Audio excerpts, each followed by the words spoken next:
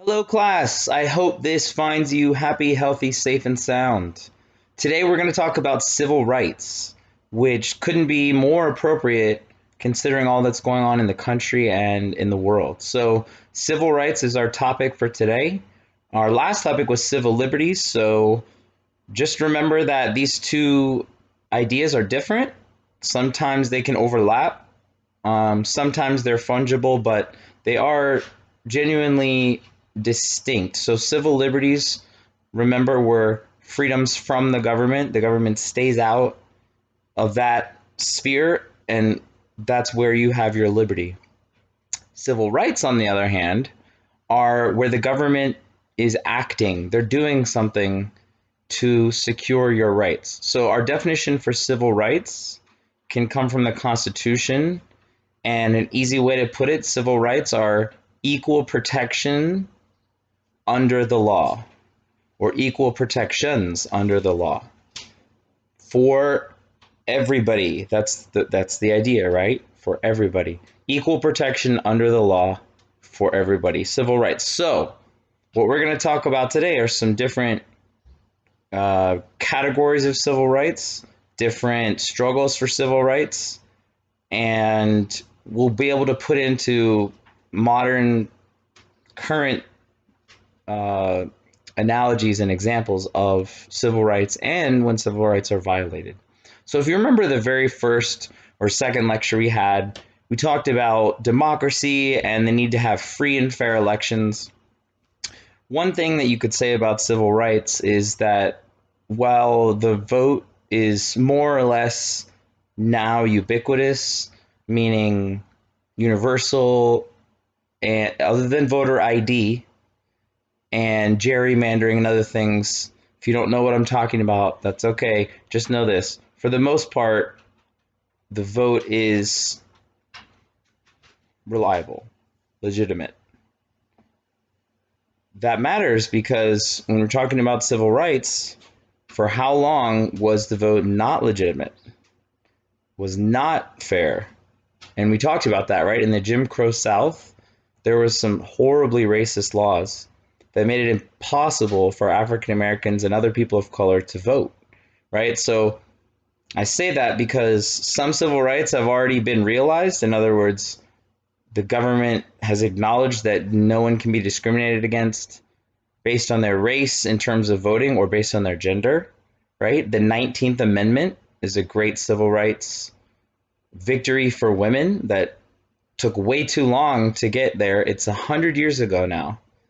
100 years that and our country started way before that. That's why I said it took too long. But in 1920, the 19th Amendment was adopted and women got the right to vote. So these are civil rights victories of the past that have led us to where we are today. And I don't want to give a false impression that voting is perfect or that there aren't problems, like I said, like gerrymandering and some questions you could ask about civil rights before we get into the different categories would be, if someone has, like, say, done a crime and they've dealt drugs and they got caught and they went to jail, went to prison, and they got a felony on the record, and then they came out, 6 or 7 years later off a 10-year sentence. Maybe they come out 7 years later on good behavior, and now they want to get a job and now they want to vote. Do they have the right to vote? Is that their civil right? Have they gained that back? Or there's another question that's even, some might sound even more radical. Does the Constitution authorize a prisoner or anyone's vote to be able to be taken away by the government? I know that's some people are, oh my goodness, Professor B, what are you suggesting? I'm suggesting that some people think that even if you're in prison, you should be able to vote. Others would say that's ridiculous, outrageous. The social contract, basically, that we talked about at the beginning of class, would assume that once you've committed a crime that puts you in prison, you've given up those freedoms. So there's two sides to it, right? But civil rights are fascinating and almost endless conversation. And it should be an endless conversation to form a more perfect union, as the famous words say. So let's look at civil rights. Remember, it's the basic idea of equal protection under the law. Equal protection under the law. So we're going to look at some different examples today. And let's start with number one. In the United States, we know that since the George Floyd, Breonna Taylor, we could make an also a horribly long list of names. There's been an amazing amount of attention paid to police brutality, and the whole country, and to be honest, if you've been watching, the whole world has been demonstrating against police violence towards black people. And that's why if you look at the Premier League in England and leagues all over the world that are starting up again, they have Black Lives Matter on their jerseys. They're not American. They're not here. They have no stake in America's political system. They just know it's wrong. So this is a great time to be talking about this issue. And I'm not going to take a side, but I want to at least present to you the notion that civil rights are not fully realized yet. In other words, there isn't full equality and equal protection under the law. I think we'd have to be honest and just say that there is not. So, what do as a society, as a country? Strive for civil rights to be realized to the fullest extent. And that's what the right to vote for women. That's how that happened in 1920. That's how the 1964 Civil Rights Act was signed, to basically make all the Jim Crow era laws that we learned about, all the racist laws, illegal at a federal level, meaning no one can do it. So all of these modern things that are happening right now are questions of civil rights, right? Is equal protection under the law, is civil rights something that's actually being realized, or is it only for some people in some places? Or if you're a Trump supporter, you would say it's just a few bad police officers. If you're on the other side, you might say it's not, it's systematic. It's more than that. I'm not going to take a side. You to get to decide, but here's what we need to dive into next. So if you want to put this as sort of number one on our list of examples of fights for civil rights, okay? I'm not asking you to agree, but you got to know about them and you got to know what they're fighting for, okay? So, of course, we've talked extensively about the Black Lives Matter movement, specifically being centered around the issue of police brutality towards African Americans, right? But there are other issues as well that have been around as long and that are also important. So I want to talk to you about those. The one that we're going to talk about today is a very interesting. It's a great essay. You could write pros and cons, and we will go through that for this. And what we're going to discuss is the issue of affirmative action. So if you want to write that down, our first example, beyond the ones we've already used, is affirmative action. It's something that some of you may not be familiar with, although I would guess that most people are familiar with the language of affirmative action. The idea of affirmative action, very simply, is this. There's been, for about 80 to 90% of American history, if not more, wanton racism, systematic, widespread racism by the government towards people of color. So this is the affirmative action argument. So because of that reality of the vast majority of American history being racist, the only way to make up for that racism, that historic injustice, is, according to affirmative action, to give people who were suppressed for so long a boost today. And the reason is, very simply, it's an acknowledgement of how horrible and racist American history is in the sense of treatment of people of color. And it's an acknowledgement that ending slavery and giving everyone the right to vote didn't just simply solve everything, that there is still there's still some racism or systematic racism, depending on how you look at it. There are still places that just simply won't hire someone because of the color of their skin. They won't say it's because of that, but that's going to be the reality. So if you fight for affirmative action, you're saying this. We live in a world where, yes, this was a while ago where these huge, huge injustices happened. There's other stuff happening right now as well. But in terms of slavery and Jim Crow laws, some people would say on the affirmative action side, yes, that is, we've gotten past that, but there's still racism. And because of slavery and because of the remnants of all of that, people of color, especially African Americans, are put in a financial situation that is completely different than white people. And the reason is because of the historical consequences of slavery, right? And so the argument here on affirmative action is to say history is so unfair that we're going to make it so that if candidates are essentially equal, the minority candidate, in this case, minority, we're referring to minority in general, just the word just means the lesser group, the majority just means the bigger group, right? So it could refer to anything. But in this case, we're talking about racial minorities, right? And so if you're for affirmative action, you're going to say racial minorities have been discriminated against since the beginning of American history. It's never fully stopped. And the only way to make sure that economically things are fair is to give people who are historically getting crushed a little bit of a boost compared to their counterparts if the job is essentially equal.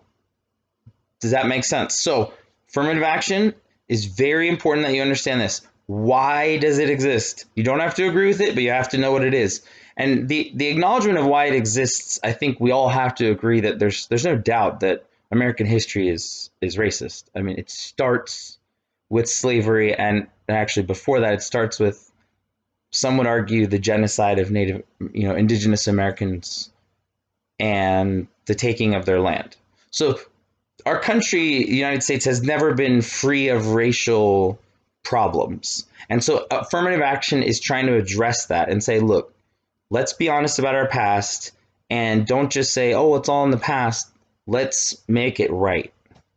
Okay? So now, who is most likely to favor this viewpoint, and we're going to look at it politically, is more liberal or more progressive? Maybe you would say a Democrat. Then there's the other side that says, and I want to be clear, let's assume that everyone is acknowledging that the history of our country is vile and racist, right? We're acknowledging that on both sides.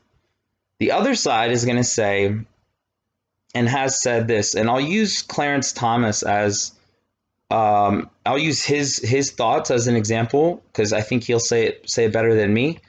But Clarence Thomas, there are 9 Supreme Court justices. He is the only African-American Supreme Court justice out of the 9 right now, and only the second to ever be on the Supreme Court. Thurgood Marshall was the first. Okay, so Clarence Thomas is ideologically a conservative.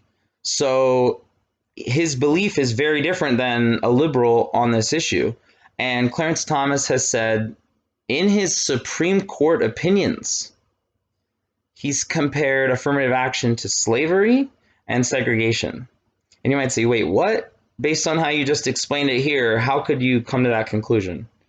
So what Clarence Thomas, a conservative, says about this is very different than anyone who's liberal would say. He says that segregation was sold to African Americans as, oh, well, if we're just separate, we'll both prosper better and everything will be fine. And before, he said slavery was white people saying, oh, well, we know what's best and we know that this should happen. And he says this is just doing that again. People are saying, oh, we know that you can't make it, so we're going to help you make it. He's saying that that's just as foul and insidious as slavery and segregation. Don't write me an email and say, Professor V, you said, no. This is what Clarence Thomas thinks. And he's entitled to think that. And people do disagree on this issue, and that's why it's so important. But his view is intense. His view is Don't give me a hand up and say, "Oh, you're well. Here you go, buddy." He views it as condescending. If does that make sense? So not I know he doesn't speak for every conservative, but he does. He puts it out there in the most extreme terms you could. He says, "Look, affirmative action is just another way of essentially, he refers to it in his books and personal writings as a white liberal guilt is what he refers to it as.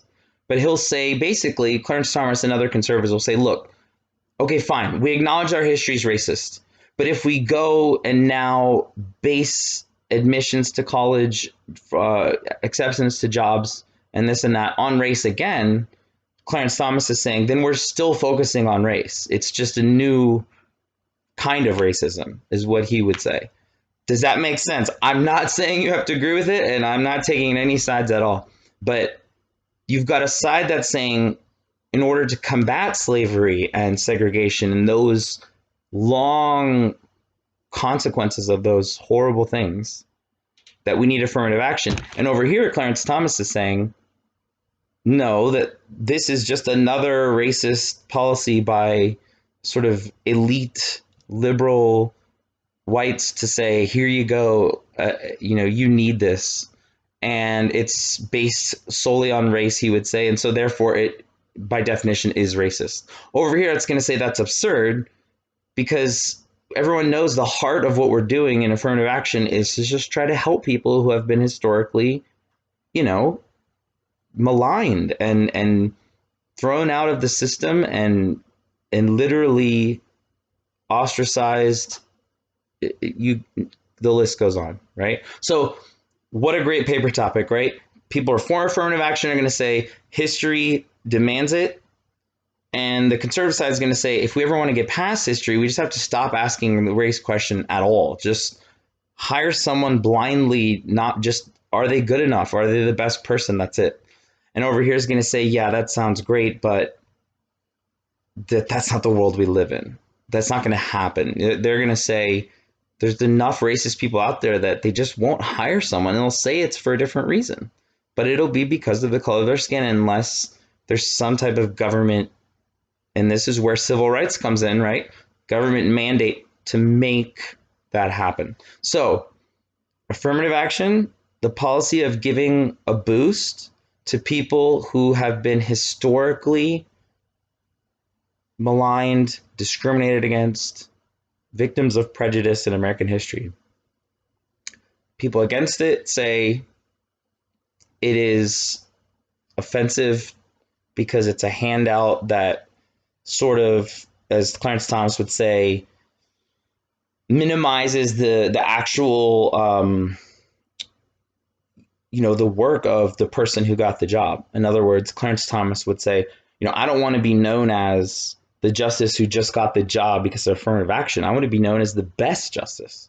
And over here is an affirmative action proponents are going to say, you're lucky about your situation's one of the lucky ones, but not everyone's that lucky. People need this affirmative action to break the barriers of the past and to get a more fair society now. So, man, we could argue all day back and forth, but that is a really good national conversation we should have. And an affirmative action could absolutely potentially include women, other people of color that have been discriminated against. So it's a really fascinating idea and an important battle for civil rights. So that's number one on our list. Number two, and this is in no particular order at all, because they're all important. Number two, in no particular order, women's rights. So women's rights, we talked about briefly. Obviously, the 19th Amendment was 100 years ago, so women have had the right to vote for 100 years now. But is the pay between men and women equal? Are there issues of reproductive sovereignty?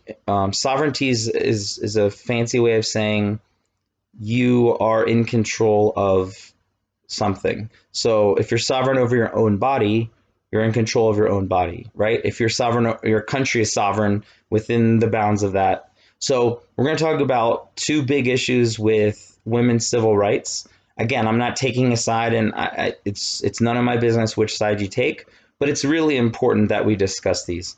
Um, the first one, I'll just go with the more controversial one first. The issue across the country of abortion has become, I would say, in some cases, surprisingly come to the very forefront of politics in America again. And the way it's happened is that if you haven't been paying attention to this at all, this will be a good little lesson. But if you have, you'll be familiar with this. But there have been a host of southern states whose governors and legislatures, and by polling showing most of the people of the state are largely against abortion or abortion rights, especially in certain contexts and after a certain period of time, right? So southern states have, over this last year or two, have been making laws that are super restrictive of what pro-choice people call women's right to choose, right? And so the most recent one was a Louisiana law that just went to the Supreme Court. And the Louisiana law said, among many other things, they said in order for someone who's performing an abortion to be allowed to do it, they also have to have admitting privileges in a nearby hospital within 30 miles. And it turned out that if that regulation had held up in Louisiana, the Supreme Court said, yeah, that's fine, you can do that. It would have left like one doctor or one abortion clinic for the entire state. And so then there was a question of, is that a violation of women's civil rights? The Supreme Court said, yes, it would have been. This was just a couple days ago.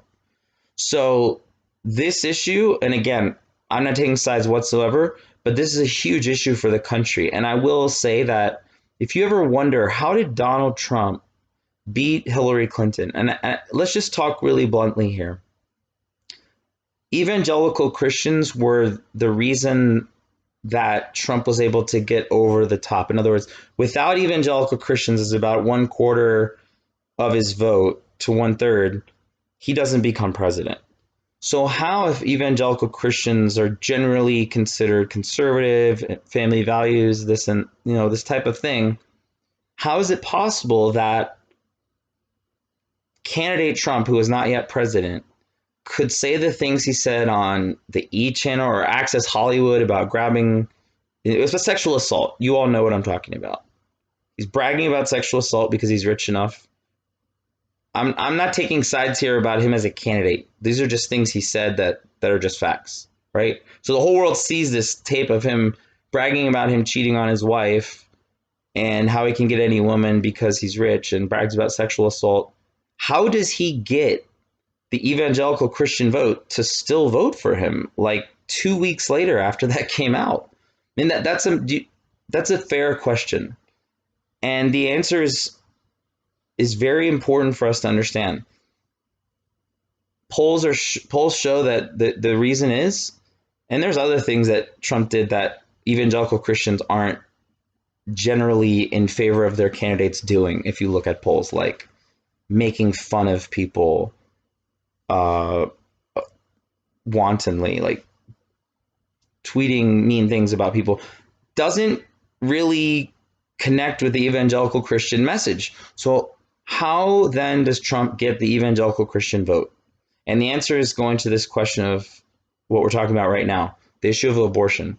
What he did at the debates was against Hillary Clinton is he promised that he would put Supreme Court justices on the court that would overturn Roe v. Wade. First, you all have taken the class. You know that's not that simple, right? You all know that there'll be a long process for that to ever even get close to happening. A case would have to be taken up. Why would they take the same case if there's already precedent? The judge that he puts in, he doesn't have any control over how that judge votes. How do I know? Because a Republican, George W. Bush, who was super pro-life, put in John Roberts, who just sided with the pro-choice side. So you don't know what the Supreme Court justice is going to do. But Trump won the evangelical vote because he swore and promised that he would put in judges that would uphold pro-life values, essentially. That is the single issue that was able that made evangelical voters able to overlook the whatever you want to call his behavior, Trump's behavior, to overlook his words and his personal actions and support him because he said, I'm going to be the most pro-life president in history. So now, if you want to know why that election broke that way with evangelical Christian voters voting for Trump, it was that issue. Now, on the Democrat side, it's very simple. You're going to say this: how is it the government's business to tell me what to do with my own body?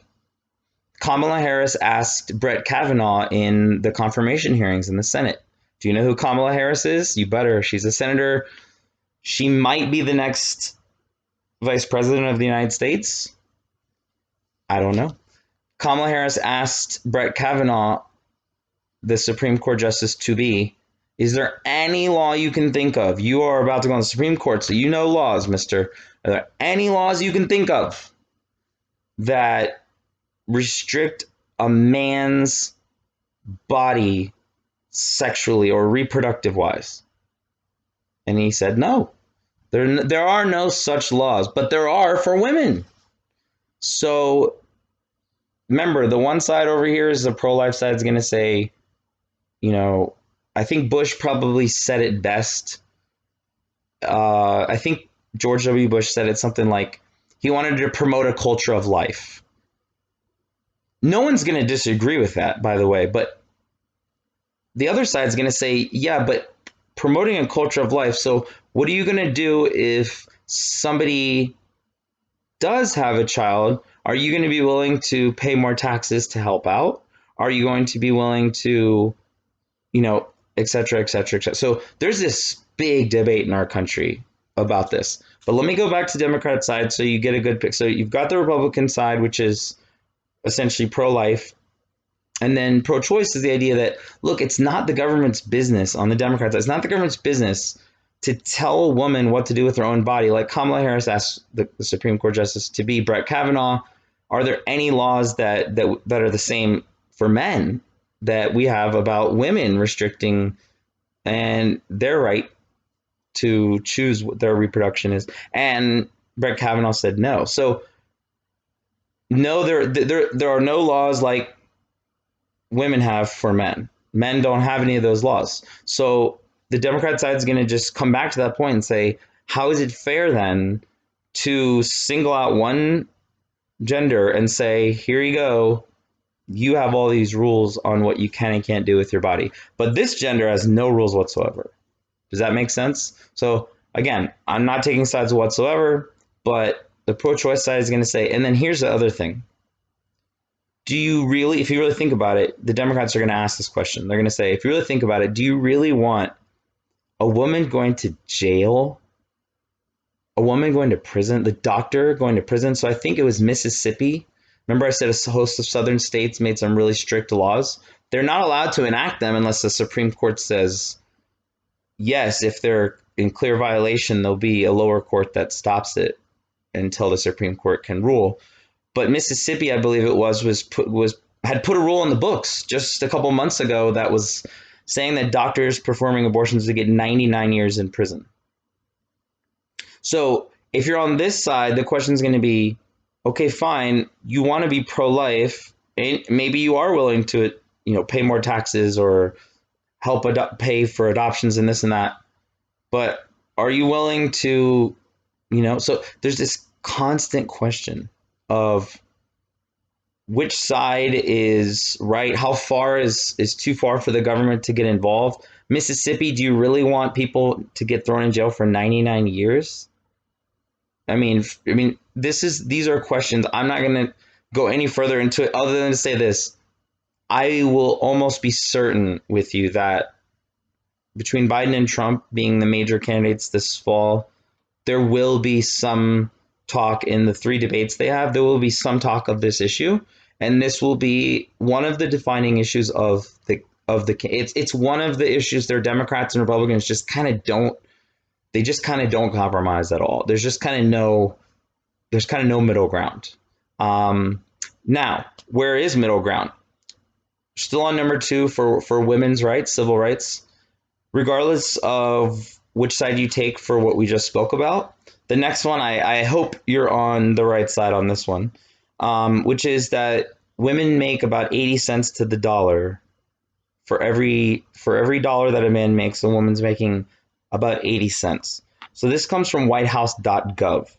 The figure I used a couple years ago was 77 cents, and it was also from whitehouse.gov. So that's good news, but I will just say bluntly, the reason I hope we're all on the same side on this one is because how is it fair that one person working makes 80 cents and someone else working for the exact same amount of time makes $1?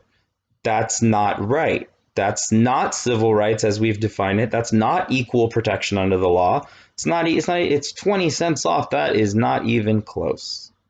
2 cents, you might say there's a margin of error or something. This is blatant. This is flagrant, right? So here's a question for us as a class and as a country. What can be done to make sure that the 80 cents to the dollar that women make is $1 to the dollar? How can that happen? That's something that I hope politicians will talk about and ask. I'll just present one quick, I'd say, problem, I guess, or like obstacle in trying to make that happen would be having to tell every place of employment to reveal how much they pay this worker as a woman and this worker as a man. As of right now, there's no such law that specifically states where you have to just open your books. Yes, you would file your taxes and so forth and so on, but there's not a study by the government looking into your finances of how much did you pay women versus how much did you pay men. They're not privy to that information necessarily. So if the government doesn't have access to that information, think about you at work. If you're a woman and you want to know how much does my male counterpart make, some jobs will tell you you're not allowed to ask. Don't talk about your salary with other people. We don't want to create jealousy and this and that. So now do you see I look like that because now do you see the problem? If you're not even allowed to talk about your salary in some circumstances, in some jobs, as a part of your employment, that's what you've signed on to not talk about, and the government isn't allowed inside the books of every business to look and see if they're paying men and women the same, then how can it be assured? That's a really big problem, right? And so I think it's fair to say that there are businesses that feel like if they can get away with it, they will. There's also sociological explanations. I think that these are important, but I think that they're also somewhat tangential. In other words, they're a little bit of a tangent. Because the sociological argument would be, well, it's not so much that women make less than men for the same work, it's that they choose different jobs and different, professions based on society's expectations of what men and women should do. So in other words, if it's a traditional society where the man works and the woman doesn't, and things are just changing, well, of course, it's going to take time for women to be able to fully realize and do what they want to do and reach out for jobs that they really want, instead of having to settle because of things like childcare and other things, right? That in a traditional male-dominated society would fall on women. And so these are things, this is a tough thing to break through, but I hope we're all on the same page. We've got to break through on this one. It's got to be $1 to the dollar. There's just no other right way to do it. It just has to be equal. And that's what civil rights are. And that's why they're so fun to learn about because, like I said, constant battle to get equality under the law. Number 3, again, no matter your opinion on this, you got to learn it. Number 3 is LGBTQ plus rights. In some southern states, they probably years ago now, I guess it's already been, there was an immediate response to liberal transgender policies in other states by conservative states. And in states like North Carolina, the governor made what was called a bathroom bill. And the bathroom bill said, you can only go to the bathroom in the restroom of which your birth certificate says you are biologically that sex. And they would not even say gender. So stay with me. There was a law on the books in North Carolina that said you can only use the restroom of what sex or gender is on your birth certificate. If it says male and you're transgender female, it doesn't matter. You have to go in the men's room. So technically, if you think about it, the only way to enforce that law would be to have a police officer outside of each public restroom asking people for their birth certificates. So the whole country is not on the same board on transgender rights. Does that make sense? North Carolina ended up actually moving, I'd say not moving the policy, getting rid of the policy because the NBA and Pearl Jam and Beyonce and others had said, we're going to move our concerts. We're not even going to play our concerts in your state because of how messed up that policy is, how discriminatory. What a violation of civil rights it was for transgender people. So you have that immediate, you're going to find this to the whole country, this back and forth between conservative and liberal ideas on LGBTQ, just like everything LGBTQ plus everything else that we've talked about. So the liberal side or the progressive side is going to say, how is it okay for you to tell someone what gender they must be or what gender they must identify with? The government has no business doing that. The government should completely stay out of that. Libertarians would agree with that as well. Libertarians would, and progressives would say, look, anyone can use any bathroom. It's no one's business. This is just another discrimination, and it's not even well hidden. The other side is going to say, no, well, we're just trying to protect traditional values, and so you have this back and forth. Let me give you a couple just quick historical examples of how far gay rights have come in the last 20 years. In the 90s, Bill Clinton signed into law a policy called Don't Ask, Don't Tell. And this is important. You need to know this, that the military, all the branches had a rule that said, don't ask someone if they're gay. You don't tell them if you are gay, you don't tell. So if you want to really put it in plain English, it's saying if you're gay, you have to either be completely silent about it and or potentially lie about it because you can't tell. So no one's supposed to ask, no one's supposed to tell. Just that. Now, at the time, that was actually really liberal. Believe it or not, that was actually considered liberal in the 90s. That policy now is gone. Under Obama changed it, obviously, to no, don't ask, don't tell. Just, it's no one's, be who you are. The simple argument is, if you want to go die for the country, how am I to judge you for anything? Thank you for your service. Next conversation. So there's a big difference if you look at now. President Trump has banned transgender troops from being in the military, and he's trying to get people who are transgender out of the military. Okay, now Mike Pence is the reason that he's doing that. And if you don't know what I mean, you can just go Google Mike Pence's views on this issue. But regardless, Trump is following a policy. Now, Trump says he's doing it. I can't read his heart, but he says he's doing it because he says it's not fair for someone to go into the military and then use the military's medical services, which are paid by the taxpayers, to change genders.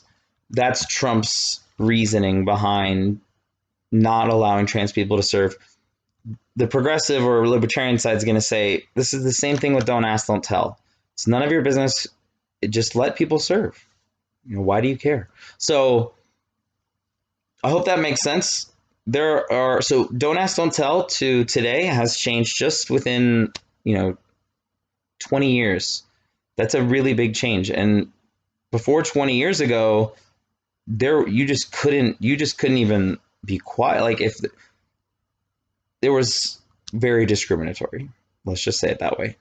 And then of course, gay marriage becoming legalized. This is huge, right? Because remember I said at the beginning of class about how the southern states had made strict laws about abortion, and each state had done so with the express purpose of trying to go to the Supreme Court. They want to get sued because they want the Supreme Court to take the case and side with them, right? Because they can't engage in a law unless the Supreme Court has said, okay, that doesn't violate Roe v. Wade, right? So same is true with gay marriage. With those southern states in 2004, there was almost a dozen southern states that made it part of their state constitutions. People voted in propositions, initiatives, referendums that said in southern states, homosexual marriage is forever forbidden. But then that was in 2004. And then you come to a decade later and gay marriage is legalized in all 50 states. So for the LGBTQ plus, there's been a lot of change in a really short period of time, right? When we look at those two big examples of, gay marriage and openly serving in the military. Now, there's still issues like bathroom bills around the country, and I think with the issue of transgender in the military, the Supreme Court will have to get ultimately involved, or there'll have to be some type of congressional legislation or a new president to change the current policy. So that number three, I hope makes sense. I know there's a lot more we could say. Like for just one other quick example, and this is a great one, is about there was a baker who, and you've probably heard about this. This went to the Supreme Court. A baker's who said, I make cakes, and a gay couple comes in and he says, I will make a cake for you, but not for your wedding. I'll make another cake for you, but not because I don't believe in gay marriage, so I can't make it.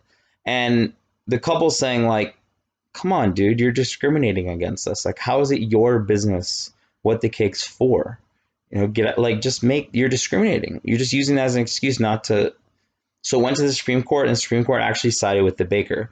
Now, I'm not taking sides in this, but I'm telling you the Supreme Court basically said that it's a person's religious right, in a sense, to be able to refuse service in that context.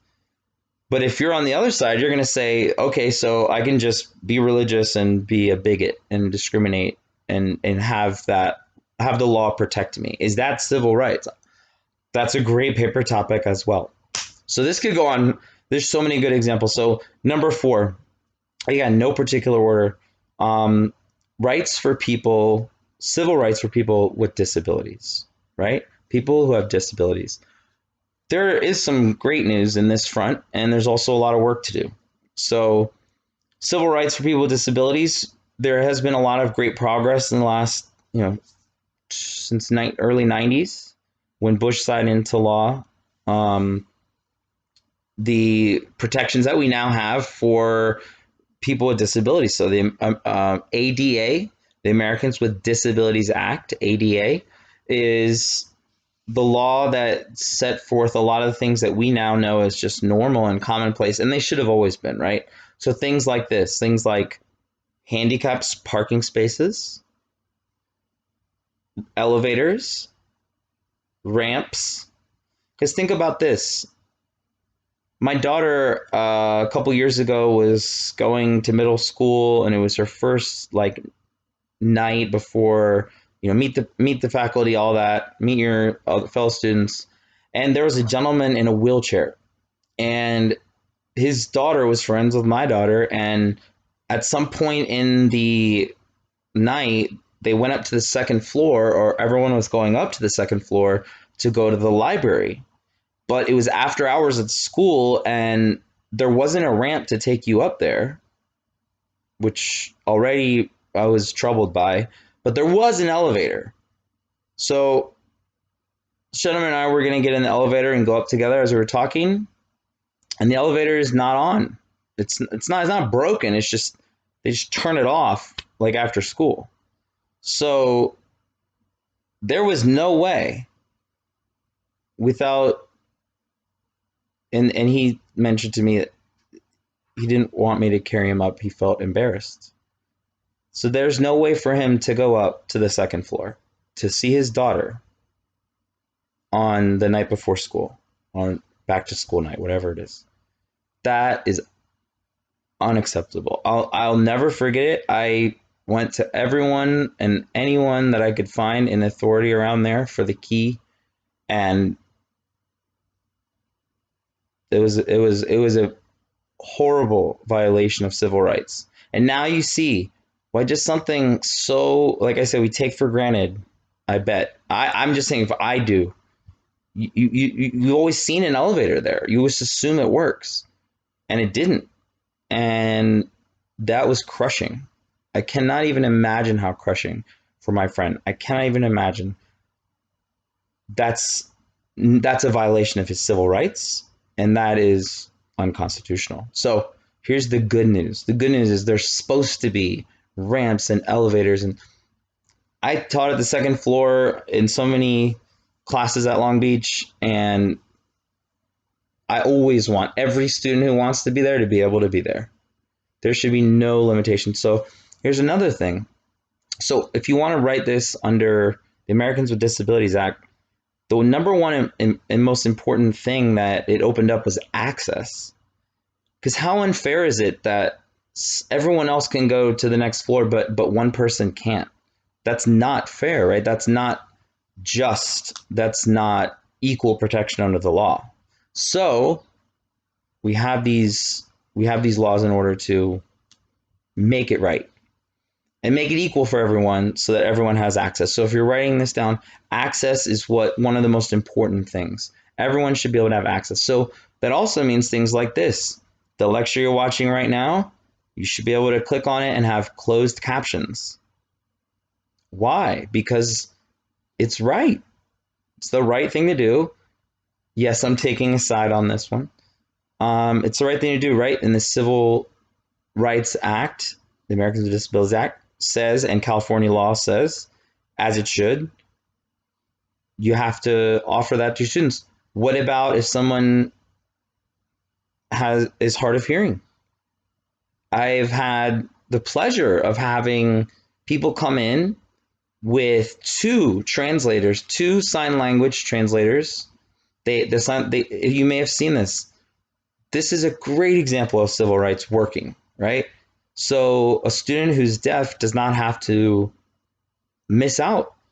They can read, read and then see what the people that are helping me translate say, and it gives them fair access, right? So I remember the first time I had that happen with a student, I just felt so happy that this is what we do as a state, and as a, at least as a college and a state. I don't know, I can speak for the whole country, but two sign language translators, and because that's what civil rights are all about, right? Giving people full and equal access. Because you have a disability doesn't mean you shouldn't be able to do what everyone else is legally able to do. Does that make sense? So you kind of have to agree with me on number 4, or at least pretend you do. So, but hopefully that makes sense. And then just one other thing to think about with disabilities, that disabilities aren't always physical. So it's possible that someone has a physical and mental disability, right? And so the question about mental health, and I can only imagine how much it's impacted people during this whole virus crisis of everything changing. Mental health, right? I would argue there's still largely a stigma around talking about depression openly, or anxiety, or things like that. Things that I have genetically, physically suffered from in my life. I wouldn't have even said that 5 years ago to 40 of my students, let alone on YouTube. But that's the good thing about changing the conversation. So think about civil rights for people with disabilities. You can also think about, what about physical, and what about psychological? What about people who've been to war? What about people who have had serious trauma and have PTSD, right? Post-traumatic stress. Those are invisible sometimes, but they're deadly, and they're crushing, just like a physical disability. So when we look at civil rights for people with disabilities, especially, we're going to learn in a week or so about the wars that the U.S. has been in since 2001, Iraq and Afghanistan, and you'll see that that leaves hundreds of thousands of American soldiers, men and women, in potentially horribly cloudy days of PTSD, just gray and rainy and constantly thinking about it. And that is something that, as a society, I would hope that we all agree. The troops, people who have sacrificed, especially, I mean, we've got to do everything we can as a government, as a society, to uphold their civil rights in making sure that when they come home, they're given the best possible medical care, right? So that, because one of the statistics, I hate to say it, but you need to know it. If you go in the military, you are more likely to die from suicide than you are from the enemy. So there's a greater likelihood that you'll take your own life than that you will die from a terrorist or whomever the US is fighting, wherever. That's devastating. And that's why civil rights, like I said, the battle keeps going, right? Wounded Warriors Project, there are all these other things to do in that regard. But and then again, just going back, remember, not everyone's been to war, but there are people who have experienced trauma in their own lives. And does a job, if you wake up with a panic attack, does a job let you stay home? Does that count as a sick day? These are good questions and important questions to ask. Man, we got all personal, didn't we? This is good though. And this is why I love teaching politics, to be honest. It's real life. I mean, I know I argue this, and I'm sure every teacher says this. My subject is the most relevant, but really, you'd have to argue that these things, I mean, they're really relevant, aren't they? I mean, they may not be the most relevant of all subjects, but they sure feel like it. And so thanks for hanging in there with me. Hope you liked the lecture. Hope it didn't feel like a lecture. And hope the conversation continues online. I can't wait to read what you all have to say to each other, and questions, comments, and insights. Until next time, Professor V signing off. God bless. All the best.